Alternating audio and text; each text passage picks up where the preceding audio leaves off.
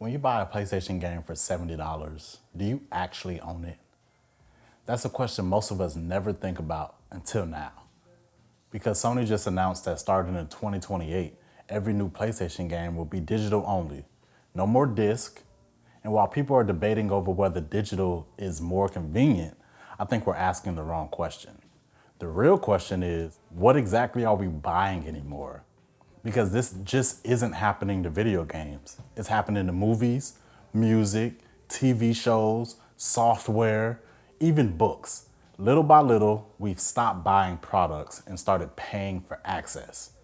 So today I want to answer 3 questions. Why is Sony making this move? Why do digital games still cost $70? And after you press that buy button, what exactly do you own? Let's start with Sony's decision. At first, it feels like we're losing something. No more midnight launches, no more collector's editions sitting on your shelf, no more lending your game to a friend, no more finding a used copy 6 months later for half the price. It feels like an end of an era.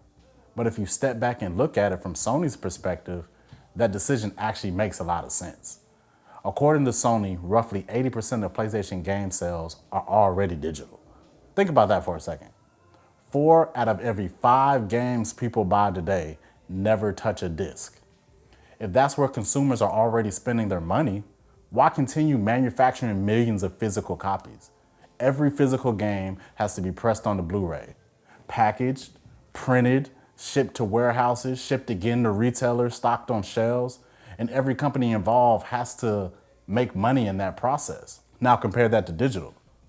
Once the game is finished, Sony can sell millions of copies around the world without printing another case, without shipping another truck, without worrying about unsold inventory.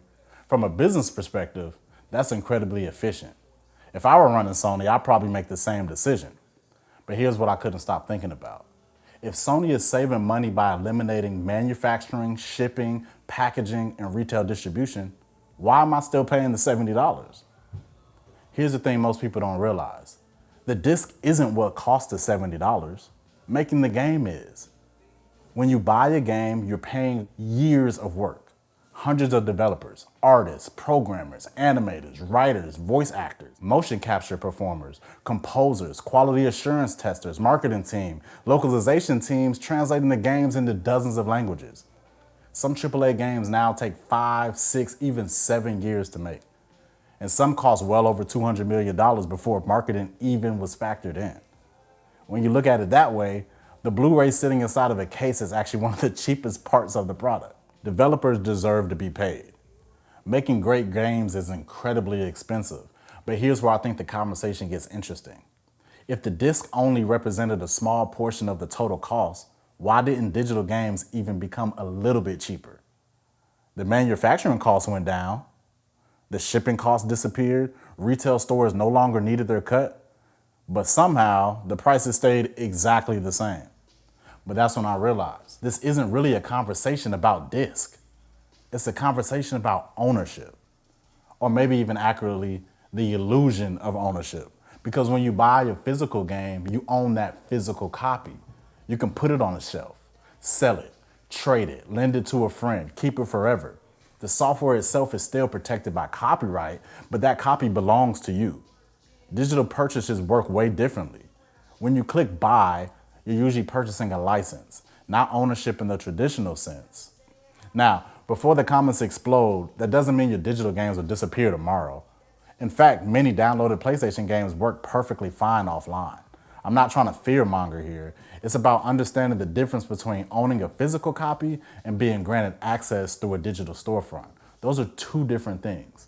Think about it like renting an apartment. As long as the agreement exists, everything is great. But your ability to stay there ultimately depends on someone else honoring that agreement. Digital games are similar. Your access depends on the platform, the licensing agreements, the authentication systems, the servers. Again, I'm not saying companies are constantly taking games away from people, because most of the time they don't. But we've seen games be removed from the storefront. Licenses expire, entire online games shut down forever. Some games become impossible to buy. Others become impossible to play. And that's one reason game preservation has become such an important conversation. Not because people are nostalgic, but because video games are art, just like movies, books, music. Art deserves to survive. But let's be fair, physical games aren't perfect either. A lot of people imagine the PlayStation 2 days where you bought a disc, you went home, put it in your console, and that was the game. Today, it's completely different. Many modern games require a huge day one patch. Some require online authentication, others are live service games that literally can't function without servers. So even if you own the disc, you may not own the complete experience. And that's why I don't think this is really a fight between physical versus digital. It's a conversation that's much bigger. Convenience versus control. Because digital is amazing. Seriously, like no swapping discs, no scratch media, no waiting in line, no hoping your local store still has a copy. Virtually, you're downloading it within minutes. You're playing it. I love that convenience. I mean, most of us do. But convenience has a funny way of making us forget what we're giving up. Because somewhere along the way, we stopped asking, is this mine? And started asking, is this easy? And maybe that's why this PlayStation announcement feels so much bigger than video games, because this isn't really a Sony story. It's a story about where technology is headed. Think about music. We used to buy CDs, now we stream. Movies are the same way. We used to build DVD collections, now we subscribe. Software, the same thing. I'm talking to you, Adobe.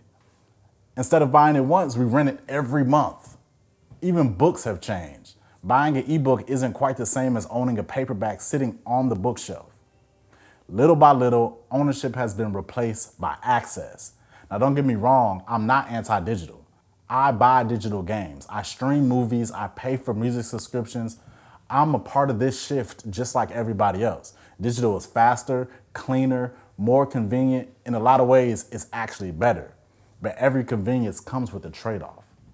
Sometimes it's obvious. Sometimes it happens so slowly you don't even notice. Maybe that's why Sony's announcement hit so many people. Not because of the disc, but because for the first time, the shift became impossible to ignore. We're moving into a future where more and more of the things we pay for exist on someone else's servers. Our games, our movies, our music, our software, our books, hell, maybe even our cars one day. And that doesn't automatically make the future worse, but I do think it means we should be asking better questions. If I pay full price, what exactly am I buying? If it's a license, how long does that license last? If a company removes a product, should I lose the access to something I already paid for? Should I be able to resell a digital game the same way I can sell a physical one? Those aren't easy questions for the companies to answer, but I think they're questions worth asking because technology has evolved much faster than our idea of ownership. At the beginning of the video, I asked a simple question. When you buy a PlayStation game for $70, do you actually own it? I don't think the answer is as simple as yes or no anymore. And I think that's the real conversation we should be having. But what do y'all think? Is the convenience of digital worth giving up physical ownership, or do you think we already crossed the line without realizing it?